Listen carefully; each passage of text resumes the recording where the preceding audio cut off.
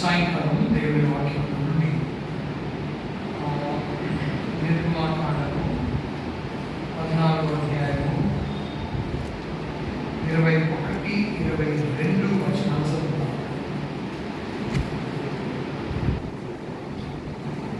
నిర్గమాకాండము 14వ అధ్యాయము 21, 22 వచనాలను చదివి సాయం చేయండి.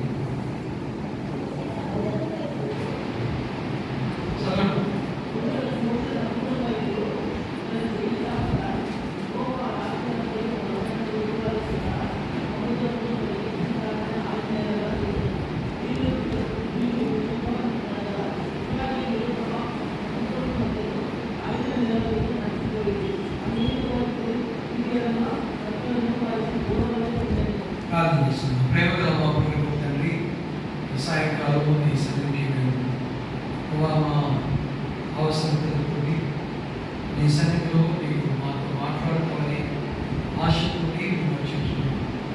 ఆశ కలిగిన ప్రాణాన్ని తృప్తిపరిచే దేవుడు కాబట్టి నేను నీ సన్నిధిలో సహాయం చేయగలిగిపోతున్నాను.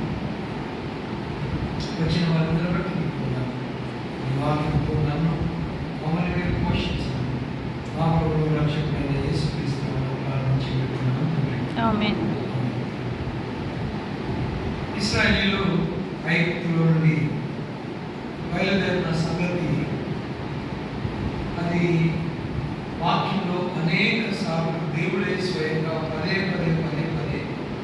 గుర్తు చేస్తున్నారు. ఏదైనా ఒక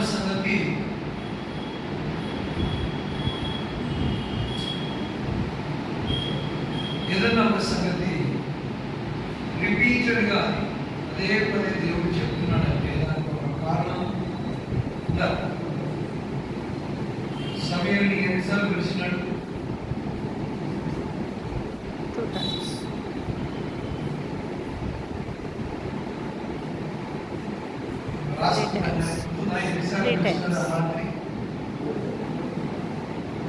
Three times.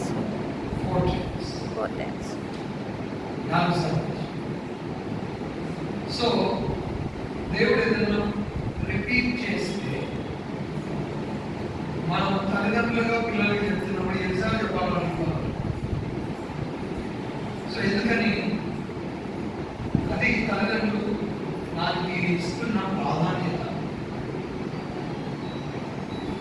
ఇంకా కొద్దిగా మోటుగా వెళ్ళిపోయి మంచి మాట మనిషి యొక్క మాట నోటికి ఒక దెబ్బ అన్నాడు. అంటే అర్థమైంది, నేను రెండోసారి నేను చెప్పను అని అంటాను, రెండోసారి నేను చెప్పను అంటే అర్థమైంది, నువ్వు చేయాలి. సో దేవుడు ఏదన్నా ఒక పని ఒక సంగతి తిరిగి జ్ఞాపకం చేస్తున్నాడు అంటే దానికి ఒక కారణం ఉంది. దేవుడు ఇశ్రాయేలుకి వారు విమోచింపబడిన స్టోరీ, ఇశ్రాయేలు ఐగుప్తు నుండి బయటకు వచ్చినప్పుడు అది వారి విమోచన కథ. అది వాళ్ళని గుర్తు పెట్టుకోమంటాడు, దాని తర్వాత ఆయన కూడా గుర్తు చేసుకుంటాడు. మనము దేవుని బిడ్డలను చెప్పుకుంటాం, కానీ మన రక్షణ స్వార్థ రక్షణ గురించి ఉన్న స్టోరీ, మనం ఎట్లా రక్షించబడ్డాము అనే సంగతి మనం చాలా మటుకు చెప్పాలి. మాట చెప్పండి, మీ రక్షణ గురించి మీరు వేరే వాళ్ళకి చెప్పి ఎంత టైం అయింది? వారం వేసుకోండి, 10 రోజులు వేసుకోండి, నెల వేసుకోండి, లేదా ఈ సంవత్సరం ఎవరికన్నా మీ రక్షణ కథ నేను ఎట్లా రక్షించబడ్డాను అని చెప్పినాను. చెప్పకపోతే ఏమవుతుంది అంటే మనము మన గురించి రక్షణ చెప్పకపోతే వినుట వలన విశ్వాసం కలుగునన్న మాట బ్లాంక్ అయిపోతుంది. మనం ఏమనుకుంటామంటే చర్చికి వచ్చి వాళ్ళు వాక్యం వినాలి. హిందూ ఉన్నాడు, ఎందుకు వస్తారు చర్చికి? ముస్లిం ఉన్నాడు, ఎందుకు వస్తారు చర్చికి? రాడు. కానీ మీ ఇంటి పక్కన ఉన్నాడు, మీ ఆఫీస్లో ఉన్నాడు, మీ స్కూల్లో, మీరు కాలేజీలో. సో అక్కడ దేవుడు అక్కడ పెట్టినాడు. అప్పుడు ఏం చేస్తున్నాం? మేము ఫుల్ టైం సేవలు, మేము రాలేదు, మీ కాలేజీకి రాలేదు, మీ ఆఫీస్లో ఉన్న మాకు పర్మిషన్ లేదు, మాకు కార్డు స్వైప్ చేయడానికి లేదు. కానీ మీరు ఆఫీస్లో చాలా లోపలికి చూసుకుని మీ స్టాఫ్ తోటి, మీ కాలేజ్లో మీ ఫ్రెండ్స్ తోటి మీరు పక్కన కూర్చొని భోజనం చేయగలరు. మీరు మీ క్లాస్ ఫ్రెండ్స్తో మాట్లాడగలరు, మీ ప్రొఫెసర్స్తో మీరు మాట్లాడగలరు. సో ఆ విధంగా దేవుడు మీకు ఒక స్థలాన్ని క్రియేట్ చేసి, కాబట్టి మనం ఎప్పుడు మనం గుర్తు చేసుకుంటూ మనం వేరే వాళ్ళకి చెప్తూ ఉండవలసినది ఏంటి అంటే మనం ఎట్లా రక్షించబడ్డాము. అమెరికాలో నేను మా సంఘంలో కాటేజ్ మీటింగ్ ఉంటుంది, గృహ కూడికలు ఉంటాయి. ఆ గృహ కూడికప్పుడు నేను ఈరోజు అడిగిన, మీరు ఎట్లా రక్షించబడ్డారు చెప్పండి. ఒక బ్రదర్ వచ్చి, అన్నా నేను అమెరికాకు వచ్చి 16 సంవత్సరాలు అయింది, నన్ను ఎవరు కూడా ఇప్పుడు ఈ వరకు ఇట్లా అడగలేదు అంటారు. అందరు ఇట్లా కూర్చున్నప్పుడు ఎట్లా రక్షించబడాలి బ్రదర్ మీరు చెప్పండి, మీరు చెప్పండి. అట్లా ఉండదు. నేను తెల్లలో చర్చిలో పనిచేసిన అమెరికాలో తల్లిదండ్రులని పిలిచి పిల్లలను పిలిచి మీరు ఎట్లా రక్షించబడ్డారో చెప్పండి అంటే తల్లి చెప్పిన తర్వాత వీళ్ళు ఆ అమ్మాయిలు అంటారు, మా అమ్మాయిలో రక్షించబడి ఇంత ఫస్ట్ టైం వింటున్నాం. మనం ఇంట్లో అన్ని లోకరమైన ఉంటాయి కదా, అన్నీ మాట్లాడతాం, కానీ మనం దేవుడి గురించిన మాటలు, రక్షణ గురించిన మాటలు మాట్లాడతాం. మా ఇంట్లో కూడా ఒకప్పుడు అట్లే ఉండేది, అన్నీ మాట్లాడతాం. సేవకుడు వస్తే బైబిల్ తీస్తాం, అప్పుడు ఎక్కడ లేని భక్తులు చేస్తాం, ఎక్కడ లేని ప్రశ్నలు అడుగుతాం. కానీ మన ఇంట్లో భార్య భర్తలు పిల్లలు దేవుడి వాక్యం తీసుకొని ధ్యానించడం లేదంటే డిస్కస్ చేయడం ఉండదు. చాలా ఉంటుంది. మనం పక్కింట్లో మనకు తర్వాత లాస్ట్కి ఏమంటామనంటే మన సంఘంలో ఎదగట్లేదు. సంఘం ఎందుకు ఎదుగుతుంది? సంఘం ఎదగాలంటే ఏం చేయాలి? రక్షించబడిన వాళ్ళు సంఘంలోకి రావాలి. రక్షించబడాలంటే ఏం చేయాలి? రక్షించబడని వారికి మనం రక్షించబడిన వారు అక్కడ ఉన్నారు, మన ఇంటి పక్కన ఉన్నారు. సో వాళ్ళకి మనం చెప్పినప్పుడు ఏమవుతుంది అంటే దేవుడు వాళ్ళ జీవితాల్లో కార్యం చేస్తారు. నా జీవితంలో అంటే జరిగింది. 2008వ సంవత్సరంలో నేను ఒక ఐస్ క్రీమ్ షాప్లో నేను కూర్చొని ఐస్ క్రీమ్ తింటున్నాను. ఒక ముసలం వచ్చింది, 84 సంవత్సరాల వయసు ముసలాం. ఆమె కాలర్కి క్రాస్ ఉంది. నేను అప్పటికి కూర్చొని తింటున్నాను. వచ్చి ఒక చూసింది, ఇండియన్ అంటే అర్థమైపోయింది, ఆమె హిందూ అని. వచ్చి నా దగ్గరికి వచ్చి నీ కేసు ప్రభుత్వం తెలుసా? తెలుసు. నేను విశ్వాసిని, నేను క్రిస్టియన్ని. ఇక్కడ ఏదో ముస్లింలు ఒక ఆర్గనైజేషన్లో ఉంటారు,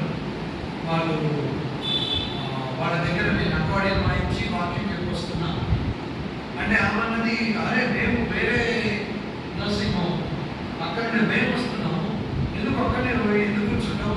మా దగ్గర మా టేబుల్ దగ్గర వచ్చి కూర్చో, మా పాస్టర్ గారు ఉన్నారు, వాళ్ళతో కలిసి కూర్చుందరా. నేను పోయి అక్కడ కూర్చోను. అక్కడ కూర్చొని ఆ పాస్టర్ గారికి నా సాక్ష్యం చెప్పాను. సాక్ష్యం చెప్తే ఆయన అన్నాడు, నువ్వు మా చర్చికి వచ్చి వాక్యం చెప్తావు. సో అది ఆదివారం జరిగింది. బుధవారం రమ్మన్నాడు. బుధవారం వాళ్ళ సంఘానికి పోయి ఆ వాక్యం చెప్పాను. 6 దినాలలో నేను ప్రభుని అడుగుతున్నాను, ప్రభు నేను అమెరికాలో ఉండిపోవాలా లేదంటే ఇండియాకి రావాలా? దేవుడు నాతో మాట్లాడుతున్నాడు, దేవుడు నాతో క్లియర్గా నువ్వు అమెరికాలో ఉండాలని చూపించినాడు. జకర్యా 7 ద్వారా. అయితే వాగ్దానం ఉంది కానీ నెరవేరాలి కదా. సో ఆయన అడిగితే ఆయన నాకు ఒక ఆయన తెలుసు, ఆయనతో నేను మాట్లాడతాను. ఆయనతో మాట్లాడిన తర్వాత 3 వారాల తర్వాత ఆయన నాకు నేను ఒక చర్చ్కి పరిచయం చేస్తా, వాడిని ఫిల్మ్ చేయగలుగుతాను. నేను ఆ చర్చికి పోయి అక్కడ పాస్టర్ గారికి నా సాక్ష్యం చెప్పాను. ఏం జరిగిందనంటే ఈ 2008 సంవత్సరం స్టోరీ. 2008 సంవత్సరంలో 2008 గుర్తుందో పెద్దవాళ్ళకి రిసెషన్ వచ్చింది. జాబ్ పోయింది, ఉద్యోగాలు లేవు ఆ రోజుల్లో, ఉన్న జాబ్ పోతుంది. అట్లాంటి పరిస్థితిలో ఒక జాబ్ క్రియేట్ చేసి, బడ్జెట్ క్రియేట్ చేసి, నాకు ఒక అమెరికన్ చర్చ్లో నేను మాస్టర్గా 3.5 సంవత్సరాలు పనిచేసాను. ఎట్లా స్టార్ట్ అయింది అంటే ముస్లాం వచ్చి అడిగిన ఒక ప్రశ్న, నీకు యేసు ప్రభు ఎవరో తెలుసా అని స్టార్ట్ చేశాను. అదో నీకు యేసు ప్రభు ఎవరో తెలుసా అని స్టార్ట్. దానివల్ల నేను అమెరికాలో నాకు జాబ్ వచ్చింది. దాని తర్వాత నేను అక్కడ గ్రీన్ కార్డ్ వచ్చింది. అక్కడ పౌరసత్వం తీసుకున్నాను. నా భార్య పిల్లలు అక్కడ పౌరసత్వం తీసుకున్నాను. అక్కడ దేవుడు మాకు పరిచయించినాడు. 2 సంఘాలు స్థాపించినాను. చిన్న ప్రశ్న, నీకు యేసు తెలుసా? కాబట్టి మన సాక్ష్యము, మనం రక్షించబడిన స్టోరీ మనము చెప్తూ ఉన్నాం. ఎవరికో ఉద్యోగాలు వస్తాయని కాదు, మన బాధ్యత. ఆమె నాకెందుకులే, నాకేం పని అని నేర్చుకోవచ్చు కదా. ఆమె డబ్బులు అమ్మాయి ఆమె ఐస్ క్రీమ్ అనేది నా ఐస్ క్రీమ్ కాదు. కానీ ఆమె అడిగిన ప్రశ్న వల్ల దేవుడు ఒక గొప్ప అద్భుతము చేశాడు. ఐగుప్తులో నుండి ఇశ్రాయేలు బయటకు వచ్చిన స్టోరీ వాక్యంలో అనేక స్థలాల్లో కనబడుతుంది. పాత నిబంధనలు అనేక స్థలాల్లో కనబడుతుంది. నూతన నిబంధనలు కూడా స్టెఫను చంపబడే టైంలో కూడా అవన్నీ జ్ఞాపకం చేస్తారు. నూతన నిబంధనలు అనేక సార్లు వీళ్ళు ఏ విధంగా విమోచించబడ్డారు. నాకు చాలా ఆశ్చర్యకరమైన సంగతి ఏంటంటే అక్కడ మాట రాయబడింది చూడండి. 22వ వచనంలో, 22వ వచనం చదవండి.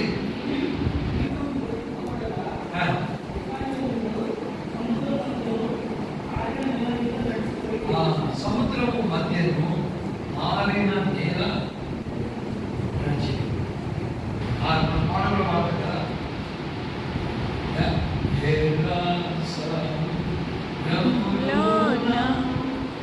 మంచి వేసేనే హోవా. ఇప్పుడు నిన్న వర్షం పడ్డాడు కదా, ఇంకా కొన్ని ప్లేసెస్ లో మీ ఊర్లో నీళ్ళు ఉన్నాయా లేదా? ఇప్పుడు నేను బయటికి పోవాల్సి వచ్చింది. సో కార్ బయటికి తీసి అండర్ పాస్ ఏదో ఉంది కదా, అండర్ పాస్ పోదామని అంటే పోవడానికి లేదు. ఎందుకు? ఎంతసేపు అయింది వర్షం పడి 24 గంటలు కూడా. సో నీళ్ళు అక్కడే ఉన్నాయా లేదా? ఇప్పుడు ఇది ఎర్ర సముద్రం. నేను 3 సంవత్సరాల కిందట ఎర్ర సముద్రం దగ్గర పోయినా. ఎర్ర సముద్రం నీళ్ళలో నా కాళ్ళు పెట్టి చాలా పెద్ద సముద్రం. ఇప్పుడు మన పటాన్చేరి ఏరియాలో పడ్డ వర్షమే, మన నిన్న పడ్డ వర్షమే ఇంకా ఇంకిపోదు, భూమిలోకి ఇంకా ఇంకిపోదు. ఇంకా నీళ్ళు ఉన్నాయి, ఇంకా బురద ఉంది. సో ఈ ఎర్ర సముద్రం ఆయనైనప్పుడు మధ్యలో వాళ్ళు ఎట్లా నడిచినారంటే ఎట్లా అంటే గాలిని పంపించాడు, తూర్పు గాలి. ఎండకు ఛాన్స్ లేదు. ఎందుకు? వాళ్ళు బయటకు వచ్చినప్పుడు రాత్రి ఎండకి తీవ్రమైన ఎండ వచ్చేసి అది పాయలైపోయిన తర్వాత ఇట్లా ఈ కార్పెట్ మీద ఇట్లా ఒక దారిన అది ఎండిపోయింది అని చెప్పడానికి లేదు. రాత్రి కూడా నీళ్ళు ఎండిపోయింది. సరే, ఎందుకు ఎండిపోయినాయి నీళ్ళు? అనవసరం. దేవుడు కేవలం మంచి మాట అడిగి మీన్స్ వాటి కంటే అత్యధికంగా చేసింది. ఇప్పుడు ఎవరన్నా నీళ్ళు మొత్తం ఇంకా ఇంకిపోయేలాగా చేసి ఆరిన నేల చేయాలని ఎవరన్నా ప్రార్థన చేసిన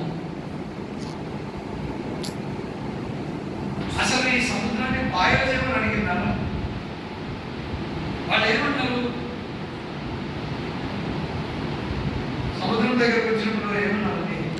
ఐగుప్తులో చెప్పండి. మోషే మీద తిరుగుబాటు అనవసరంగా నీ ఎప్పుడు వచ్చినా అనవసరంగా వచ్చినాం సడగడం మొదలు పెట్టాను. అప్పుడు దేవుడు మోషే అన్నాడు, మోషే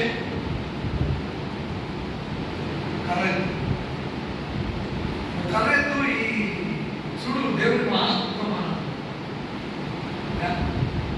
నిజంగా ఆ టైంలో మోషే ఆ కర్రెత్తడానికి కూడా చాలా విశ్వాసం ఉండాలి.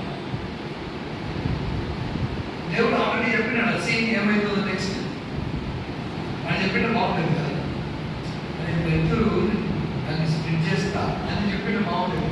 ఈయన కూడా ఫస్ట్ టైం, ఇంతకుముందు ఎప్పుడో జరిగిన సంగతి కాదు. వచ్చి కర్ర ఎత్తమంటే మోషే వచ్చి కర్ర ఎత్తాడు. చంద్రాలు వచ్చినాడు, అదే సముద్రం దేవుడు అన్నాడు కర్ర ఎత్తమని. నా మనసులో ఏముంటుందంటే ఏముంటుంది ఏముంటుందండి నా మనసులో?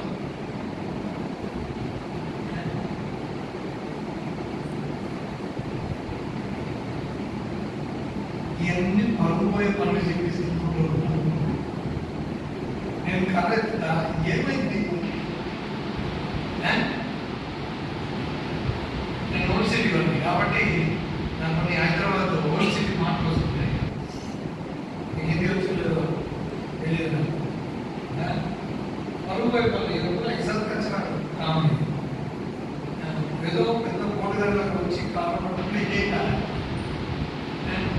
అందరు చూసి ఏమంటే ఏం చేస్తున్నా ఏం చేస్తున్నా సో చంద్రాన్ని చూసి అట్లా అంటారు. కానీ మోషే వచ్చి కర్ర ఎత్తినాడు అంటే ఎంత విశ్వాసం ఉందా? ఏమవుతుందో తెలియదు ఆయన సీన్. అవునా? ఏం చెప్పినాడు దేవుడు? కర్ర ఎత్తున్నాడు వచ్చి కర్ర సముద్రం నుండి బాగా మాత్రమే కాకుండా ఆరిన నేల. ఎందుకు ఆరిన నేల నడిచినారు అంటే నా పిల్లలు ఆ బురదలో జారి పడిపోతారేమో. దేవుడు మన పట్ల కలిగి ఉన్న ఆలోచన ఎంత తీవ్రమైనది, లేదంటే ఎంత డీటెయిల్డ్గా ఉంటుంది అంటే దేవునికి మన గురించి మనకంటే ఎక్కువ తెలుసు. మన గురించి దేవునికి మనకంటే ఎక్కువ తెలుసు. దేవుడు మన గురించి మనకంటే ఆయన ఎక్కువ పట్టించుకుంటాడు. మనం కూడా పట్టించుకో.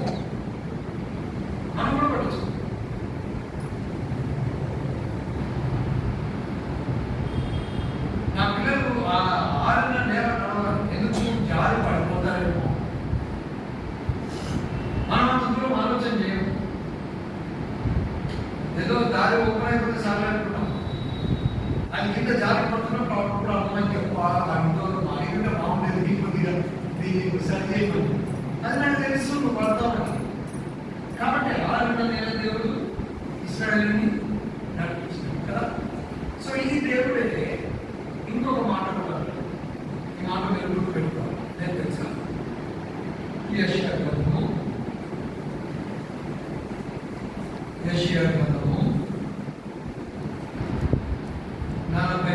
43వ అధ్యాయము 18, 19 వచనాలు.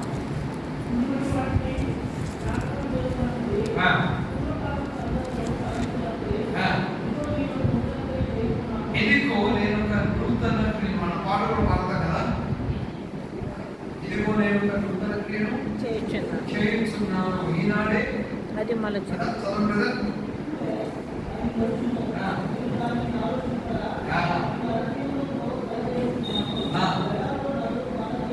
ఒక్క నిమిషం.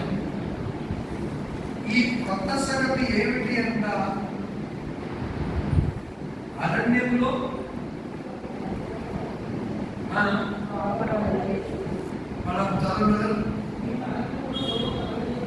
అరణ్యంలో తర్వాత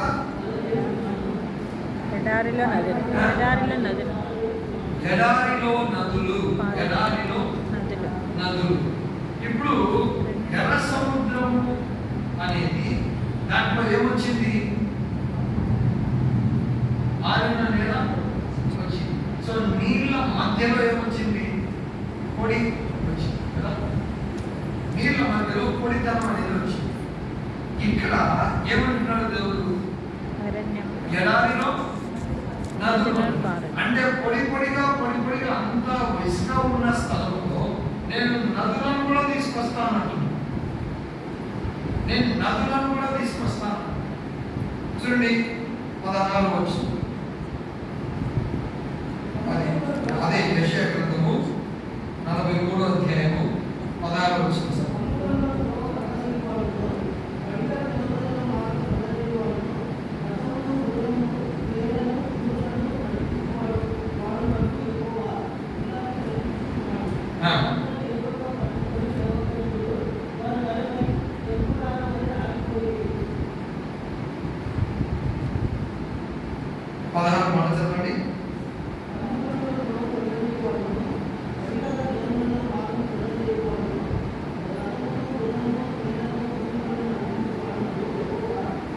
సో ఎక్కడ ఆయన ఈ త్రోవ తయారు చేస్తున్నాడ? సముద్రంలో త్రోవ దేవుడు తయారు చేస్తున్నాడు. సో దీని అర్థం ఏంటి?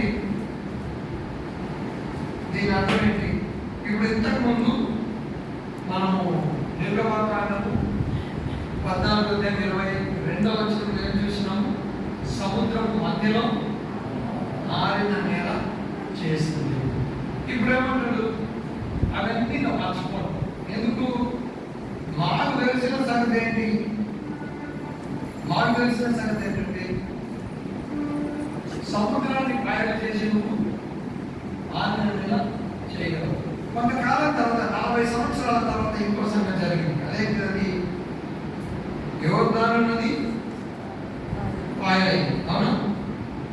మళ్ళా అక్కడ నీళ్ళే, మళ్ళా పాయలైంది. సముద్రం పాయలైంది, నది పాయలైంది. అందరూ కూడా నడుచుకుంటూ పోగలిగింది.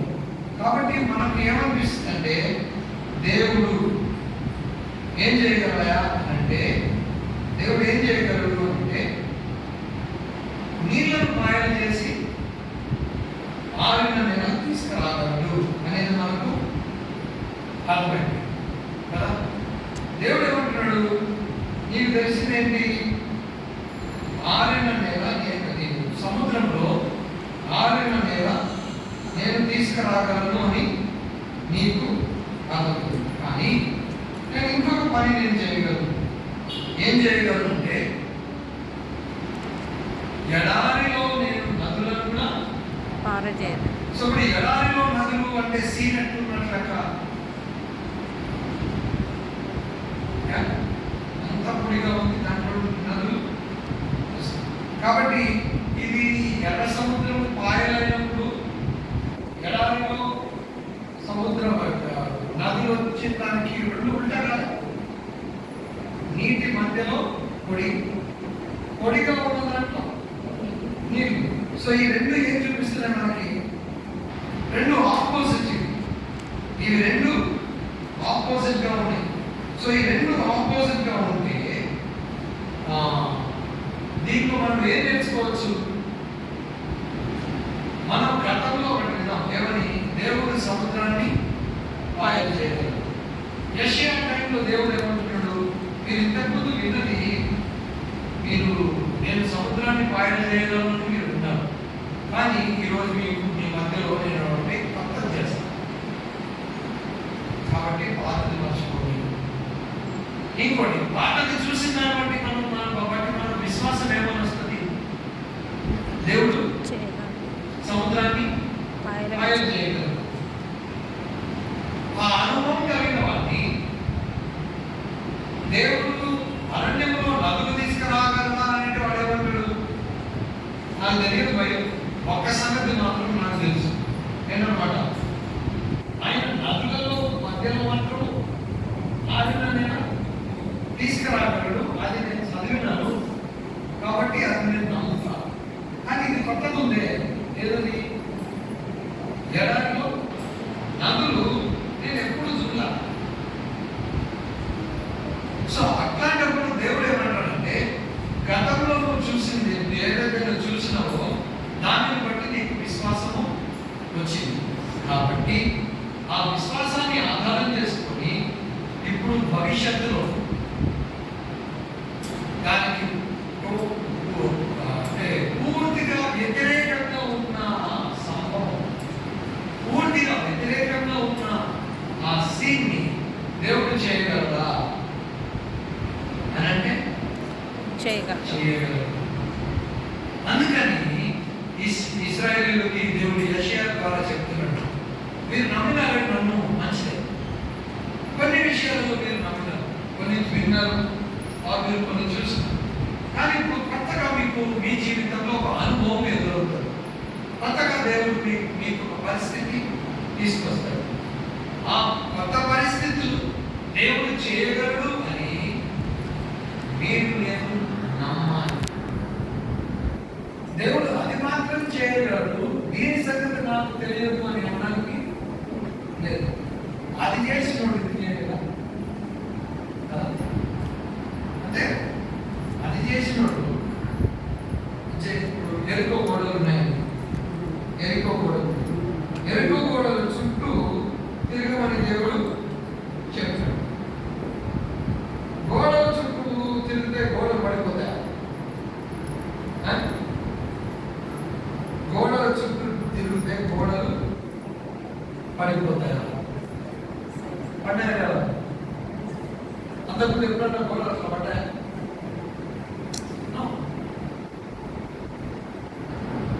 తెలుగులో ఇంగ్లీష్లో ఒక మాట ఉంటుంది, బాడీ ఆఫ్ ఈజిప్ట్ అని.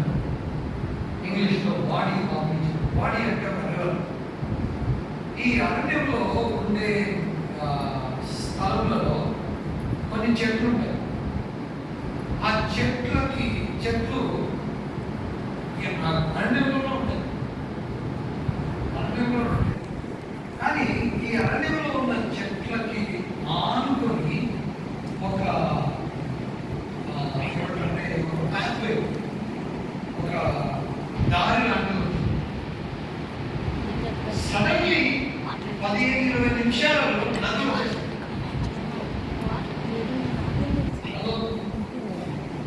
ఆ నదులు వచ్చేవారికి ఈ చెట్లన్నిటికీ వాటర్, దాన్ని వాడి ఆఫ్ ఈజిప్ట్ అని.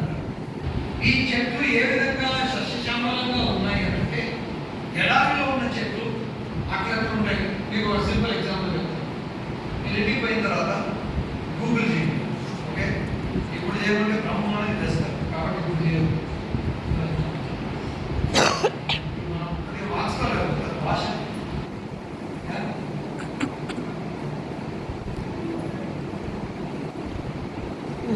గూగుల్ చేయమని చెప్పుకుంటాను. గూగుల్ ఇవ్వ పాప దగ్గరికి చాట్ జీపీటీ చెప్తాను. ప్రతిదానికి ChatGPT. How to operate ChatGPT కూడా చాట్ జీపీటీలో ఉంటుంది. సో చాట్ జీపీటీని అడగండి, tree of life Bahrain tree of life అని మీరు గూగుల్ చేయండి, లేదంటే చాట్ జీపీటీలో పెట్టండి. బహ్రెయిన్లో ఒక చెట్టు ఎడారి మధ్యలో ఉంటుంది. మైళ్ళ కొలది ఎటు చూసినా మీకు ఇసుకే. అక్కడ మధ్యలో చెట్టు ఉంటుంది, నిండా పచ్చ ఆకులు ఉంటాయి.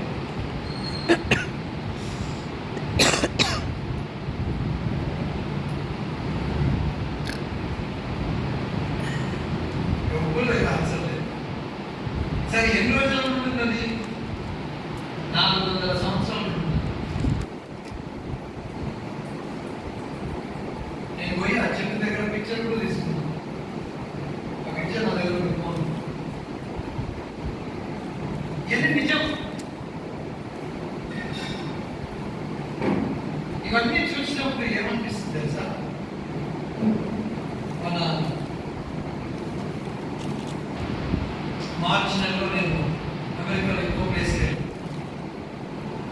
11,000 అడుగుల ఎత్తు,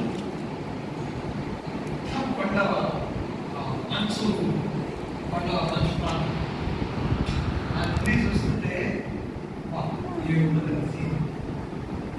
ఒకటే నా మనసులో ఒకటే వచ్చింది అనమాట. ఇవన్నీ ఎట్లా వచ్చినాయి చెప్పండి. కలుగురు కాక కలుగురు కాక అన్నట్టు ఒక ఆరెంజ్ తీసుకోండి, ఆరెంజ్ తీసుకొని దాన్ని కట్ చేయండి. దానికి ఉన్న డిజైన్ లోపల ఎట్లుంటుంది అసలు ఏమి కళాకారులో ఎంత లోపల డిజైన్ గురించి చెప్పండి. అంత బ్యూటిఫుల్ డిజైన్.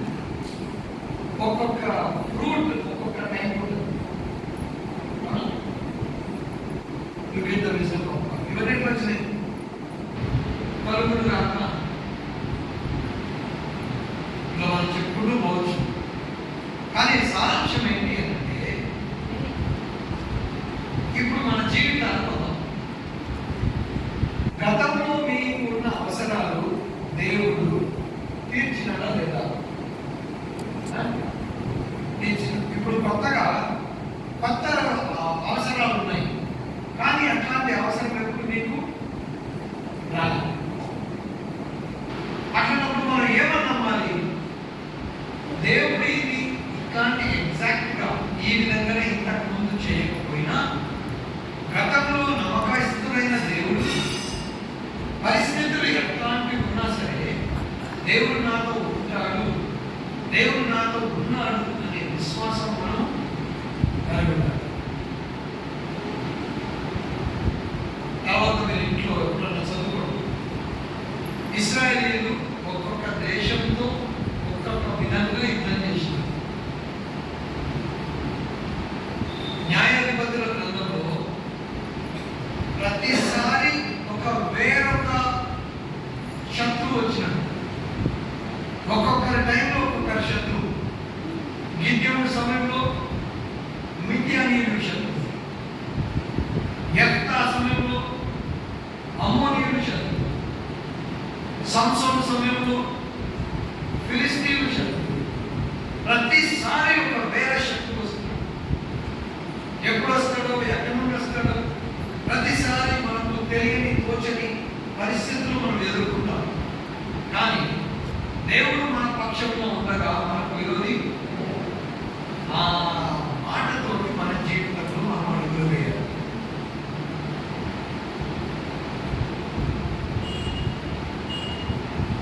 దేవుడు మన పట్ల మన కొరకై సిలువ ఎక్కి చనిపోయి ప్రాణం పెట్టి మనల్ని రక్షించాడు. అడిగి ఊహించినట్టు ఊహించిన వాటి కంటే అత్యధికంగా చేస్తాం. ఎట్లా? ఇప్పుడు మాట చదవండి. లూకాసు వార్త 19:10.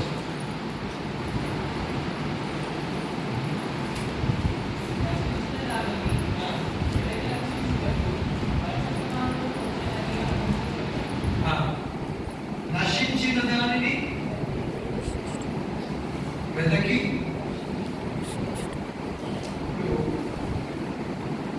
నేను ఎప్పుడు వాక్యం చదువుతున్నప్పుడు చాలా మెల్లగా చదవాలి అంటాను. ఎందుకంటే ఏమి పొందదు. మన ప్రాబ్లం వచ్చినది ఏంటంటే మనము నిదానంగా చదవడం. దేవుని వాక్యం నిదానంగా చదవాలి, రోజు చదవాలి, క్రమంగా చదవాలి. చాలా ఇంపార్టెంట్. ఎందుకు తెలుసా? క్రమంగా చదవాలి. ఒక ఉదాహరణ చెప్పి నేను తర్వాత ఇంపోజన్ మీకు తెలుసు లేదు, నాకు ఓపెన్ హార్ట్ సర్జరీ జరిగింది. సో నాకు ఇక్కడ మాత్రం ఇక్కడ ఇంపోజిషన్ 5 బ్లాక్స్ ఉన్నాయి.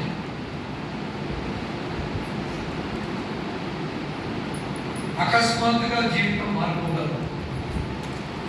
అకస్మాత్ అక్టోబర్ 24వ తేదీ నేను హాస్పిటల్కి పోయినాను. నా గుండె నొప్పి వచ్చేది. అంటే సగం పోయి చూపించుకున్నాం అనుకుని పోయినా. డాక్టర్ యాంజియోగ్రామ్ చేయాలి. యాంజియోగ్రామ్ చేయాలనుకుంటే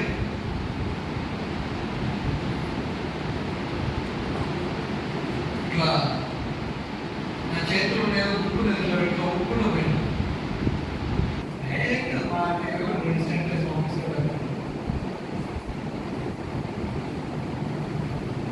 యాంజియోగ్రామ్ బయటకు వస్తానే డాక్టర్ అన్నాడు ఓపెన్ హార్ట్ సర్జరీ చేయాలి, వేరే గత్యంతరం లేదు అని.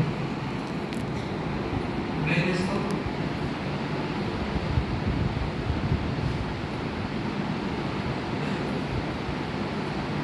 సరే, అక్టోబర్ 24కి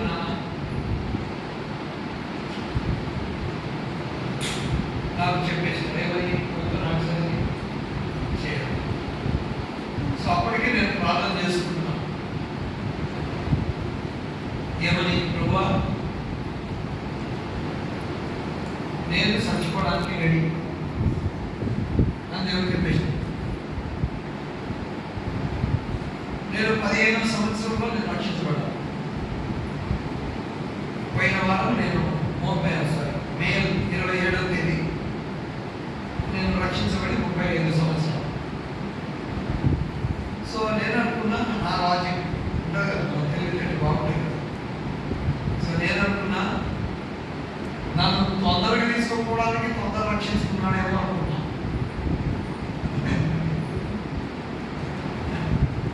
అందుకే నన్ను తొందర రక్షించుకున్నది, తొందర తీసుకోవడానికి ఏమో నేను అనుకున్నాను. సో ఆ లెక్కలో నేను ప్రార్థన చేసుకునే ప్రభావ నేను చనిపోవడానికి రెడీ. అయితే నేను చచ్చిపోతాను బతుకుతాను ఒక మాట చెప్తున్నాను. నువ్వు ఆయన నాకు చెప్పి చేయడం కల్లా ఆయన దేవుడు,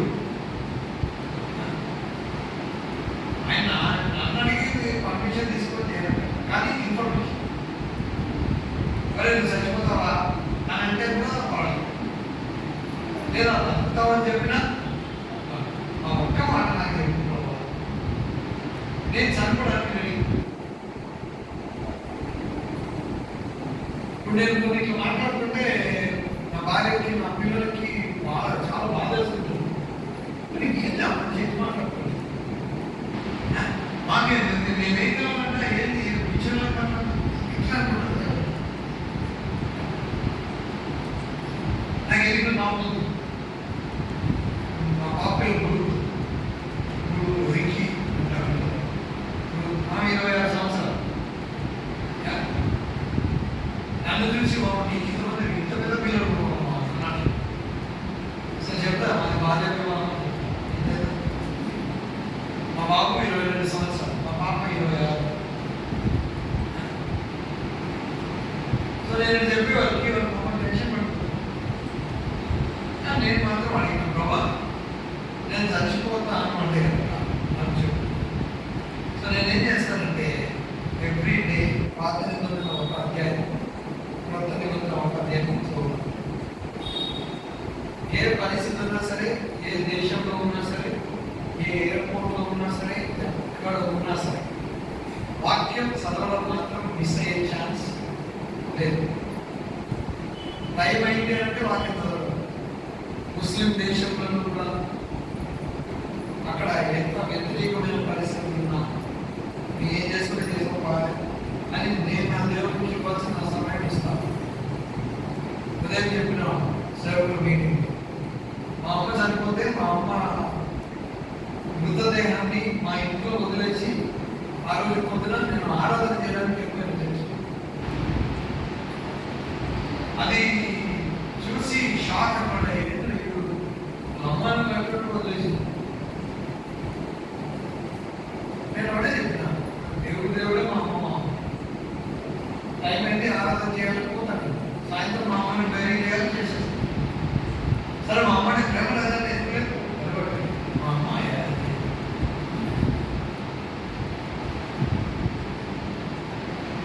సో ఇట్లాంటి పరిస్థితుల్లో పెరిగినోని ప్రభుని అడిగాను, అని నేను ప్రార్థన చేసుకున్నాను. నవంబర్ 1వ తేదీ నా సర్జరీ డేట్ వచ్చింది. 7 గంటలకి నేను ప్రిపరేషన్ రూమ్కి పోవాలి. 6 గంటలకి నేను నా వాక్యం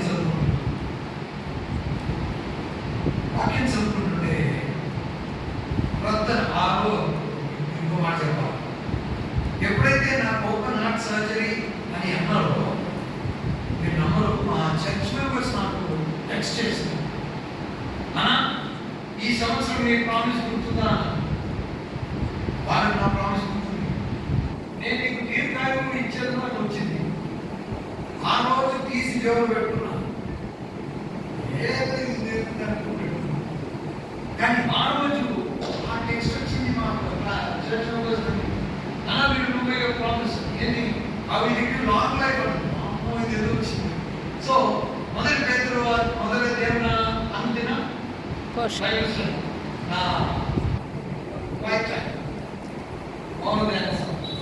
దాంట్లో ఆఖరి వచనంలో ఉంటుంది, మనుషులందరూ గడ్డిపోయిన వారు అయితే ఆయన వాక్యం నిరంతరం అని వచనం వచ్చింది.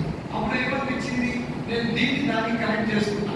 ఆశ రెడీ చదువుకోవడానికి కానీ కొద్దిగా ఆశ నేను నీకు దీర్ఘాయువు ఇచ్చేది అన్న మాట ఉంది, దానికి దీనికి కలిపిన ఏంటి ఆయన మాట నిరంతరము ముందు. అంటే అర్థం ఏంటి, ప్రభా నువ్వు నాకు వాగ్దానం ఇచ్చినావు కదా 31 డిసెంబర్ వాచ్మెన్ సర్వీస్ కి, కాబట్టి నేను బతుకుతానని చెప్తున్నావు. కానీ ఇంకో మనసులో ఇది నేను ఈ వచనం ఇట్లా కలుపుకొని చెప్పుకుంటున్నా, మీరే కాదు. ఇప్పుడు నేను పాత నిబంధన చదువుతాను, ఇప్పుడు కొత్త నిబంధన అయిపోయింది, పాత నిబంధన చదువుతాను కదా, కనీసం దీంట్లో దొరుకుతుందేమో అనుకొని చదువుతున్నాను. ఆలోచన వాక్య భాగం మొదటి రాజులు 17 మొదటి రాజులు 16వ అధ్యాయం వరకు రాజుల గురించి వివరణ వస్తుంది. మొదటి రాజులు 17వ అధ్యాయంలో సడన్లీ ఏలియా ప్రవక్త గురించి స్టోరీ స్టార్ట్ అయింది. ఏలియా ప్రవక్త రేవు దగ్గర ఉన్నప్పుడు కాపులు తీసుకొచ్చి ఇప్పుడు పెడతాయి కదా, అది ఆరిపోయిన తర్వాత అప్పుడు సారే కాపులో ఉన్న విధవల దగ్గర పోతుంది. ఆమె కొడుకు ఇద్దరు బతుకుతారు. కానీ కొంతకాలం తర్వాత ఆమె కొడుకు చచ్చిపోతుంది. అప్పుడు ఈ దగ్గరకు వస్తుంది, ఏలియా దగ్గరకు వస్తుంది. అప్పుడు ఏలియా ఈ పిల్లల్ని బ్రతికిస్తారు. అది 23వ వచనంలో ఉంటుంది. మొదటి రాజులు 17వ అధ్యాయంలో 24 వచనాలు ఉన్నాయి. నేను ఎప్పుడైతే 23వ వచనం చదువుతున్నానో, యువర్ సన్ ఈజ్ అలైవ్ అన్న మాట వచ్చిందో, నేను కూర్చొని చదువుతున్నాను. భార్య, నా పిల్లలు, మా సంఘస్థులు అందరూ పొద్దున్న 6 గంటలకి అందరూ నా చుట్టూన్నారు. నేను చదువుతున్నా యువర్ సన్ ఈజ్ అలైవ్ అన్న మాట చదివి నేనేం చదువుతున్నా వాళ్ళకి తెలియదు. నా డైలీ పోర్షన్ చదువుకుంటున్నా వాళ్ళకి తెలుసు. వాళ్ళు గమ్మున కూర్చోను అందరూ. నేను చదువుకుంటున్నా యువర్ సన్ ఈజ్ అలైవ్ అన్న మాట చూసి ఏం చదువుకున్నా నేను చెప్పలేదు. కానీ నా తల ఎత్తి నా భార్యతో అన్న మాట ఏంటంటే, ఐ థింక్ అందరూ నేను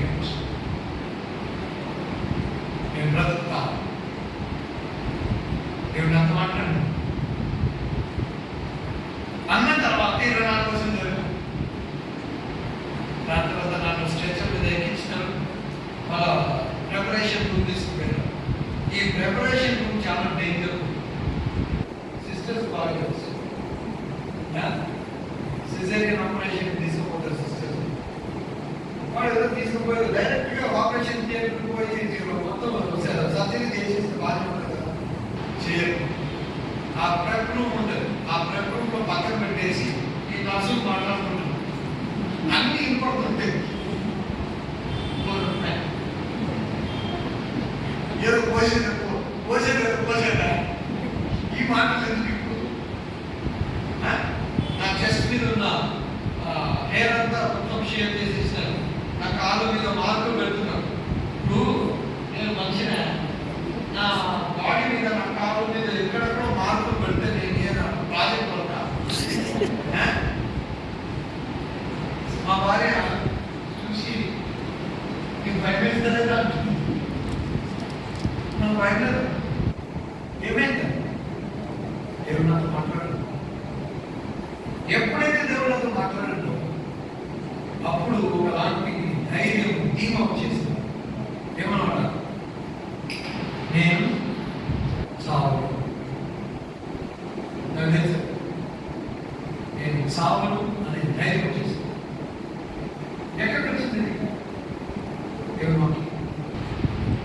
దేవుని వాక్యం. ఆ వాక్యం నన్ను ధైర్యపరిచింది. నేను బైబిల్ నేను బ్రతుకుతా నేను ధైర్యం చేసి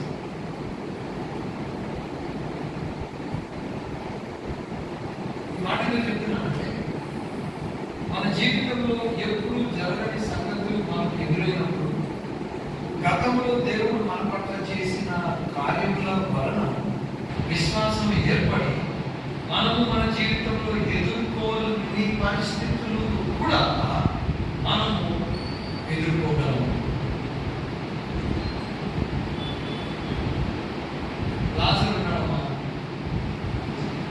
లాజరుని ఎవడైనా కానీ బెదిరించినాడు అనుకో. లాజరుని ఎవరైనా బెదిరించినాడు, ఏమని బెదిరించాడు? సంపేస్తాను లాజరుని నేను వచ్చిన లోపల నా మొదటి ఆనందం ఎక్కడున్నా తెలుసా? సమాధిలో ఉన్నా, ఏసులో పిలిస్తే బయటకు వచ్చాను. నువ్వు ఎదురు సంపేది దేవుడు మన పట్ల అడిగి ఉపయోగించి వాడికంటే అత్యధికంగా చేస్తాడు కదా. చూడండి మాట మనం చదవలేదా? నశించిన దానిని వెదకి. సో యేసు మన పట్ల ఏం చేసినాడు? నశించిన దానిని వెదకి. సో రెండు పనులు జరిగినాయి. అక్కడ పరిస్థితి ఏంటి? నశించిపోయింది. నశించిపోయిన దాన్ని ఏం చేస్తున్నాడు? నెంబర్ 1 వెదకినాడు. సో మనం కూడా వెతకాలి. నశించిపోయిందని మనం వెతకాలి కదా. నాకు ఒక సీన్ బలగుడు రోజునే చర్చ్లో మీటింగ్ సండే మార్నింగ్ వర్షిప్ జరుగుతుంది. నేను అక్కడ కీబోర్డ్ వాయిస్తున్నా. ఇక్కడ ముగ్గురు బ్రదర్స్ పాట పాడుతున్నాడు. ఒక ఆయన అందులో కూడా నీళ్ళు వచ్చేస్తుంది. ఏడ్చేస్తున్నాడు. మేమందరం చూసి ఏమనిపిస్తుంది చెప్పండి? ఏమనిపిస్తుంది? పాటలు పాడుతున్నప్పుడు ఆయన ఒక్కడే అందులో కూడా నీళ్ళు వచ్చేస్తున్నాయి. నీళ్ళు వచ్చేస్తుంది. ఆడకపోతున్నాడు. ఏం ఆనందం చేస్తున్నాడా? కానీ వెయిట్ చేసి ఎవరికి అర్థం తర్వాత మీటింగ్ అయిపోయింది. మీటింగ్ తర్వాత అడిగితే అన్న ఏమైందన్నా అభివృద్ధి ఓకే అని అంటే చాలా ఆత్మపూర్వులు అయిపోయి మీరు ఆరాధన చేసినారు ఈరోజు అని అంటే ఆత్మపూర్వులు కానీ ఏమి కానీ పొద్దున చర్చికి బయలుదేరుతున్నప్పుడు కారు రివర్స్ చేస్తుంటే మా కుక్క మా కారు కింద పడి చచ్చిపోయింది. పాడుతున్నప్పుడు అంతా మా కుక్క అందుకని నేను ఏడుస్తున్నాను. ఇప్పుడు వచ్చేసి ఎంత ఆత్మూర్తుల్లో ఆరాధన చేస్తున్నాడు అనుకుంటే చెప్పండి. మీ కుక్క చచ్చిపోయింది. ఎవరు మీకు చెప్తున్నారు? మీ కుక్క పలానాతో లారీ కింద పడి చచ్చిపోయింది. ఏం చేయగలవు? నశించిన దానిని నువ్వు వెతకగలవు. కానీ యేసు ఏం చేస్తున్నాడు? వెతకి రక్షించడు. నువ్వు నేను చేయలేని పని రక్షించను. వెతక. మా ఇంట్లో కుక్క ఉంది. నేను బయటకు వచ్చిన ప్రతిసారి నాకు భయం వేస్తుంది. వాడికి 14 సంవత్సరాలు. 14 సంవత్సరాలు. మా కొడుకు బర్త్డేకి గిఫ్ట్ ఇచ్చిన. వాడు లేకపోతే మా యొక్క ఇంట్లో అసలు ఉన్నట్టు మా ఫ్యామిలీ మెంబర్ లాగా ఏం లేదు. కాలు తిరుగుతున్నాడు. మంచి డీసెంట్ చాలా ఎంత మంచోడంటే నేను సూట్ కేసులు తీసినానంటే వాళ్ళకి అర్థమవుతుంది.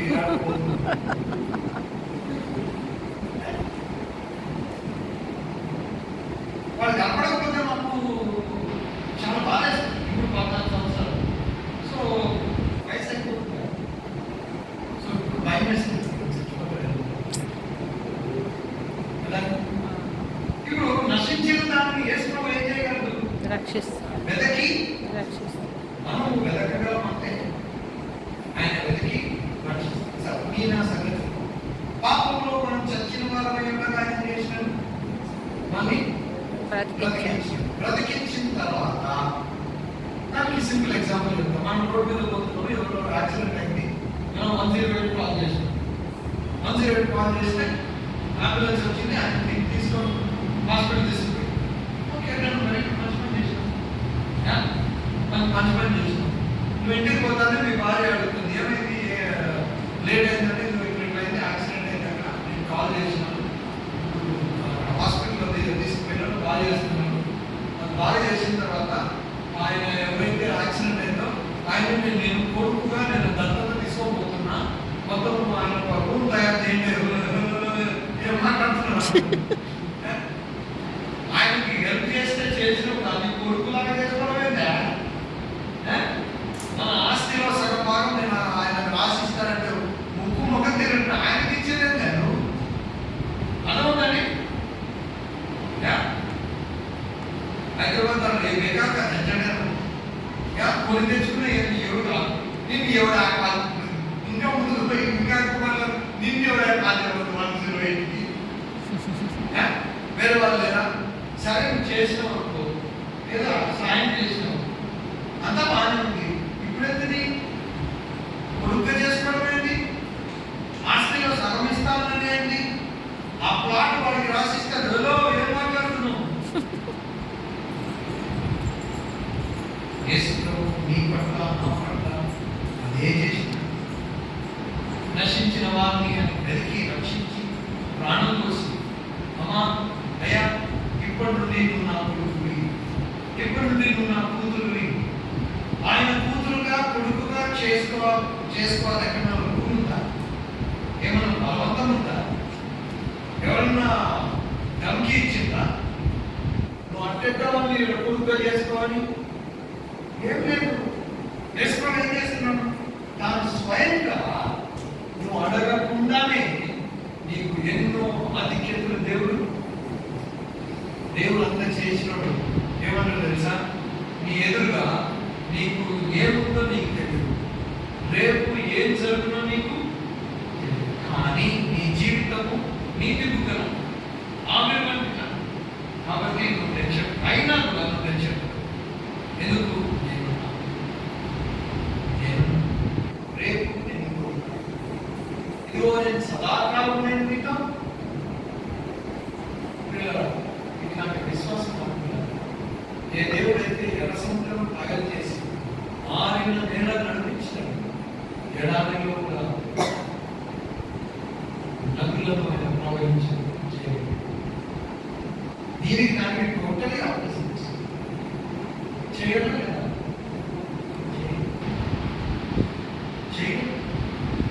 చేసినట్టు మన జీవితంలో ఎప్పుడు మనం ఎదుర్కోవాలన్నటువంటి పరిస్థితి ఆయన చేసి నమ్మదగినది.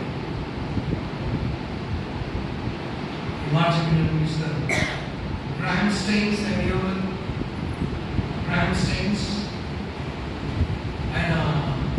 ఆయన ఇద్దరు కొడుకుని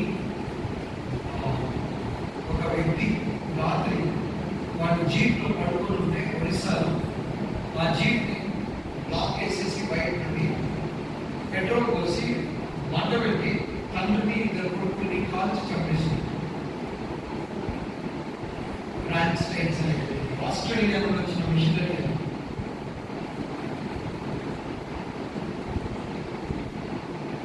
ఆయన భార్య గ్లాడిస్ స్టైన్స్. నాగ్పూర్లో మా ఫ్రెండ్ వాళ్ళ ఇంట్లో ఉంది ఒక రోజు. అప్పుడు జర్నలిస్ట్ ఆమె దగ్గరికి వచ్చి, ఏమా ఇంత దారుణం జరిగింది కదా, ఏంటి నీ లైఫ్, ఏంటి నీ లైఫ్, ఇప్పటి నుండి ఎప్పుడుంటుంది నీ లైఫ్ అంటే ఆన్సర్ ఇస్తారా అని అంటే అన్నది నేను పాట పాడండి. అప్పుడు ఆమె ఇంగ్లీష్లో ఒక పాట పాడాలి. This is the answer to your question. What is going to happen to me? నా జీవితం ఏమవుతుంది అన్న ప్రశ్నకి నా దగ్గర ఉన్న ఆన్సర్ ఏంటంటే ఇదే పాట. అదే పాట తెలుసా? Because he lives, I can face tomorrow. ఆయన సజీవుడు కనుక రేపటి దినాన్ని నేను ఎదుర్కోగలను. ఆయన మరణించి బాధ పెట్టబడి తిరిగి లేచినాడు కాబట్టి, పునరుద్ధానమైన దేవుడు కాబట్టి రేపటి దినాన్ని నేను ఎదుర్కోగలను. ఆ విశ్వాసం నీకు నాకు ఉండాలి. ఎర్ర సముద్రం పాయలు చేయమంటే అది ఈజీ, ఇంతకు నుంచి అర్థం లేదు. ఇప్పుడు కొత్తది వచ్చింది, అదో ఎర్ర సముద్రం పాయలు చేసిన విద్య అదేనమాట విశ్వాసం. సో దేవుడు మన జీవితంలో కూడా మన విశ్వాసం పెంపొందిస్తుంటాడు. చిన్నదానిని నమ్మినప్పుడు పెద్దవాటిని నమ్మడానికి దేవుడు ఒక హేతువు సృజిస్తుంటాడు. కాబట్టి నా ప్రార్థన ఏంటంటే గుర్తుపెట్టుకోండి, శాలేవు గుర్తుపెట్టుకోండి. దేవుడు మీ జీవితంలో గొప్ప కార్యములు చేయడానికి మీ విశ్వాసం కోరుతుంది. నమ్మిన వారికి సమస్తము నమ్మను అన్నాడు. నమ్మను దేవుడు చేయడు. నా గొప్పతనంగా దాని తర్వాత సర్జరీ అయిపోయిన తర్వాత ఇప్పుడు నేను అమెరికాలో సంఘాలు స్థాపించడం స్టార్ట్ చేశాను. దేవుడు నాకు చెప్పినాడు, యాక్చువల్లీ నా సర్జరీ తర్వాత దేవుడి పరిచయం ఇంకా పెంచుతున్నాడు. ఎంతకాలం బ్రతుకుతానో నాకు తెలియదు, కానీ బ్రతికిన కాలం మాత్రం దేవుడి కొరకు సేవ చేస్తూ ఉన్నాం. ఇంకెంతే నా పని, ఎవరైనా పని లేదు. సో దేవుడి గురించి స్వార్థం చెప్పాలి. నేను 35 సంవత్సరాలు రక్షించబడిన సందర్భంలో మా కొడుకు కేక్ తీసుకొచ్చి రాత్రి కేక్ కట్ చేయించాడు.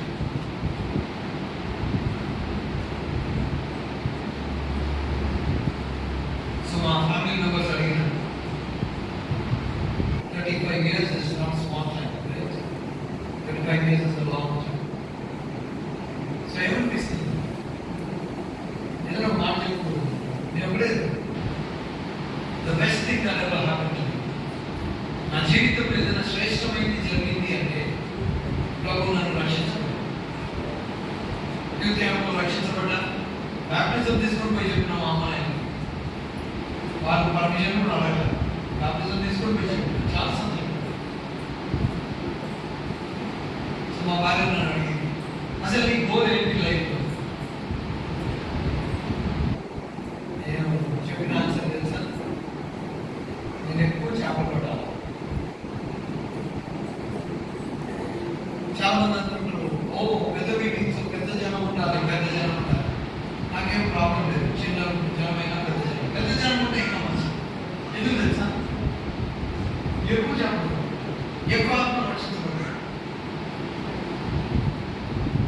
పరలోకం పోయినప్పుడు నాకు ఒక సీన్ చాలా ఇష్టం. నేను పరలోకం వెళ్ళినప్పుడు కొంతమంది పరిగెత్తుకుంటా నా దగ్గరికి రావాలి. దేవుడు మాట, అన్నా ఇక్కడికి మేము వచ్చింది మీరు ఆ రోజు మన యేసు ప్రభు గురించి చెప్తున్నాను, థ్యాంక్స్. అట్లా నా దగ్గరికి పరిగెత్తుకుంటాను. పెద్ద గుర్తు రావాలి, అది నా కోరిక. అసలు ఏం కావాలి నీకు అని అంటే, I want more souls save. నేను ఇష్టమైతే జనవరిలో నేను నైజీరియాలో వాక్యం చెప్పాలి.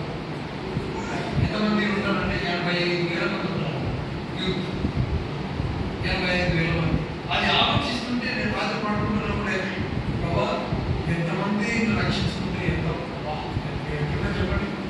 85,000 మందికి సువార్త చెప్తే వాళ్ళు ఎంతమంది రక్షించబడితే ఎంత బాగుంటుంది.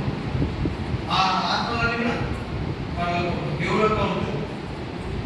నాకు ఆ స్వార్థం నాకు ఉంది. ఇట్లాంటి విషయంలో స్వార్థం ఉండాలి కదా. మనకు ఇది తప్ప అన్నిటిలో ఉంటుంది స్వార్థం, ఇది తప్ప అన్నిటిలో ఉంటుంది. నేను ఎక్కువ మందిని రక్షించాలి అని ఉంటుంది మనకి.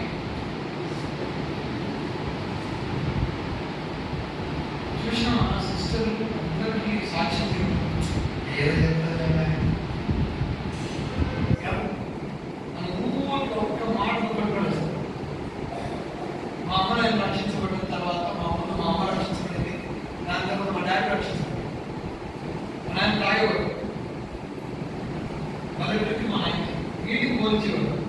వచ్చినా పుట్టేవాడు.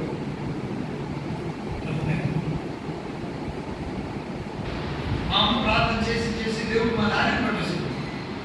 మా డాడీ రక్షించబడ్డాడు. ఇప్పుడు ఏంటి మా ఇంట్లో పరిస్థితి? పోటా పోటీ. మా డాడీ చాలా పోవడం అన్ని కూడా నేను మా డాడీ కలిసి దాన్ని చదవడిలో పడేసి మా డాడీతో భగవాన్ సంచిలో ట్రిప్లెక్స్లో ఉంటుంది. అవన్నీ పోలీస్ డిపార్ట్మెంట్ ఇస్తారు. అవన్నీ తీసి పడేసి నేను ఏంటి మా అమ్మ నాకు పోటీ. నువ్వు ఎందుకు వచ్చినా నేర్చుకున్నావు? నేను ఇంకా ఎక్కువ నేర్చుకుంటాను. నువ్వేం నేర్చుకున్నావు? నేను ఎక్కువ నేర్చుకుంటాను. ఇప్పుడు ఇక్కడ నుండి ఆయన సంఖ్య వాక్యం చెప్తున్నాను. అదే స్వార్థ 2వ అధ్యాయం 14 వచ్చిన మా నాయన స్టార్ట్ చేసేది చెప్పడం. నేను కాదు లేదు నువ్వు కింద కూర్చుంటా కదా తొడ మీద చేయడం అమ్మ ఎందుకు ఆయన కష్టం ఇలా వచనం చెప్తానే స్టార్ట్ చేస్తే రాదు. ఆలోచిస్తాం మా అమ్మ మా ఇంట్లో ఎట్లయిపోయిందంటే వాక్యం మీద పోటీ. నేనే నేర్చుకుంటా. మా ఇంటికి సేవకు వేస్తే రాత్రి 3 గంటలకు పడుకుంటేవారు. ఎందుకు? వాక్యం గురించి మాట్లాడు. వాక్యం గురించి మాట్లాడు. మా ఇంటి పరిస్థితి అంతా మారిపోయింది. ఇంటి మొత్తం మారిపోయింది. పిల్లరా మన జీవితాలు, మన ఇల్లు, మన సంఘం, మన సమాజం మారడానికి అన్నిటికంటే ప్రాముఖ్యమైన సంగతి తెలుసా? దేవుడు వాక్యం. దేవుడు వాక్యం. ఈ వాక్యం ద్వారా దేవుడు మాట్లాడు. వేరే వాళ్ళకి మనం స్వార్థ చెప్పాలి. వాళ్ళు రక్షిస్తున్నాం. నన్ను ఆ ముసలాం అడిగిన ఒక ప్రశ్న ద్వారా నిజంగా చెప్పాలంటే ఈరోజు నేను అమెరికాలో ఉన్నాను. ఆమె అడిగిన ప్రశ్న దేవుడు ఎంత చేయగలరు? దేవుడు ఎట్లా ఒక జీవితంలో పనిచేస్తాడో కదా. కాబట్టి విశ్వాసంతో అడుగు వేసి ఇంతకుముందు చేసిన పనులు దేవుడు చేయగలరు. ఇంతకుముందు చేయని పనులు కూడా దేవుడు చేయగలరు. సో ఈ విధంగా ప్రార్థన చేయండి. ప్రభా, ఇంతకుముందు చేసిన సంగతులు నేను చూస్తున్నాను. ఆ విషయంలో నాకు నమ్మకం ఉంది. కాబట్టి అదే నాకు అవసరం వచ్చింది. కాబట్టి ఇంతకుముందు చేసినా కూడా మళ్ళా చేయి. రెండవది, ఇంతకుముందు ఎప్పుడు ఇట్లా జరగదు. కానీ నువ్వు చేయగలవని నమ్మకం ఉంది. కాబట్టి నువ్వు చేస్తావని నమ్మకంతో నేను దగ్గరకు వస్తున్నాను. చేసినవి చెయ్యి, చేయనివి కూడా చేస్తావు. అట్లా ఇంకా ఏ మిగిలింది చెప్పండి మన జీవితంలో? ఓటమి ఏ మిగిలింది? ఏమి నాకు సాక్ష్యం చెప్పాలంటే నేను ఈ రాత్రంతా చెప్తాను. రాత్రంలో ఒక్కొక్క వస్తువు గురించి చెప్తాను. నా దగ్గర ఉన్న ఒక్కొక్క వస్తువు గురించి నేను మీకు స్టోరీ చెప్తాను. దేవుడు అంత ఆశీర్వదించి ఈయన బైబిల్ ఉంది. రక్షించబడ్డప్పుడు మనం మీకు కనపడితే మీకు అర్థమవుతుంది. ఫిబ్రవరి 3 బైబిల్ రాసి ఉంటుంది. 165 రూపాయలు బైబిల్. ఇది గట్టి అట్ట హార్డ్గా చిరిగిపోయింది. సో దీన్ని తీసుకుపోయి నేను ఉన్న స్టేట్ అమెరికాలో అక్కడ ఆయన బైబిల్ బైండింగ్ చేస్తాడు. బైబిల్లే బైండింగ్ చేస్తాడు. బుక్కులు చేయడు. బుక్కులు చేయడు. బైబిల్ చేసాడు వేరే బుక్కులు చేయలేడు. ఇలా చేయడు. ఆయన ఎవరు? ఈరాన్ ఆయన ముస్లిం. ఆ వ్యక్తి రక్షించబడ్డాడు. రక్షించబడి ఆయన చేసే పని ఏంటి? ఓన్లీ బైబిల్ బైండింగ్ చేస్తాడు.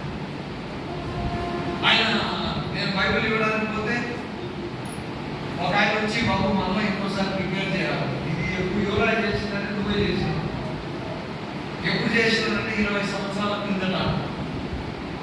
అప్పటి నుండి ఆయన ఇదే పని చేస్తుంది. నా బైబిల్ చూసి బాబు ఇన్ని బైబిల్ నేను లైఫ్లో చూసి ఇటువంటి బైబిల్ చూడలేదు. అన్ని మార్కింగ్స్ ఉంటాయి. ఒక్క పేజ్ మీద కూడా మార్పు లేని స్థలం ఉంటుంది. బైబిల్ బుక్ ఎన్నోసార్లు చదివేసాం. ఈ బైబిల్ బుక్ ఎన్నోసార్లు బోధించి ప్రకటన గ్రంథం కనీసం ఒక 8 సార్లు చెప్పుకుంటా వర్స్ బై వర్స్. రోమపత్రిక ఇప్పుడు నేను సూత్రాలు చేస్తున్న యూట్యూబ్లో కూడా ఉంటాను. దాంట్లో వచనం నెంబర్ వచ్చింది 4 వచనాలు గంట డిస్కషన్. కొన్ని బైబిల్ స్టడీస్ ఎప్పుడు ఉంటాయంటే లేవీకాండం ఉందనుకోండి. లేవీకాండం ఎంతమందికి ఇష్టం అండి? లేవీకాండం లేవీకాండం అంటే ఏంటి? కుష్ఠరోగం, రక్తస్రావం, ఎవరు? కుష్ఠరోగం, లెప్రసీ, లెప్రసీ, అంటే కుష్ఠరోగం, కుష్ఠ లేవీకాండం అంటే మాంసం కొట్టు అంటే లేవీకాండం అంటే మాంసం కొట్టు అండి. మాంసం, దహన బలులు, చర్మం ఉంటుంది, పేగులు పేగులు ఉంటాయి ఉంటాయి. అని అదే కదా. ఈ ముక్క ఇక్కడ ఉంటుంది, కాలు ఇక్కడ ఉంటుంది, తోడ ఇక్కడ ఉంటుంది, రక్తం ఇక్కడ ఉంటుంది. ఏంటి మాంసం కొట్టదు. ఎవడు కలవలేదు కదా.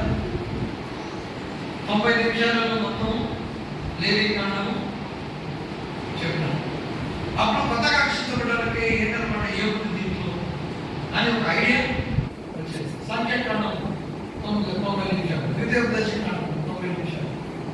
సో రకరకాల బైబిల్ స్టడీ చేస్తాం.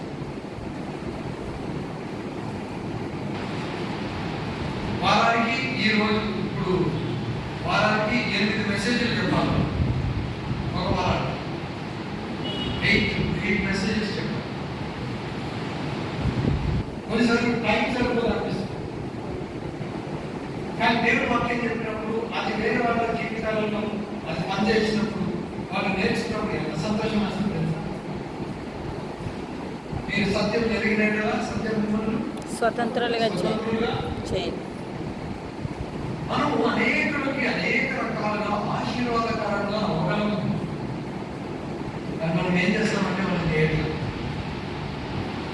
అదొకటే ప్రాబ్లం. కాబట్టి నా ప్రార్థన ఏంటంటే మనము మన జీవితంలో మన కొరకు, మన కుటుంబానికి, మన సంఘానికి, మన సమాజానికి విశ్వాసంతో దేవుని కొరకు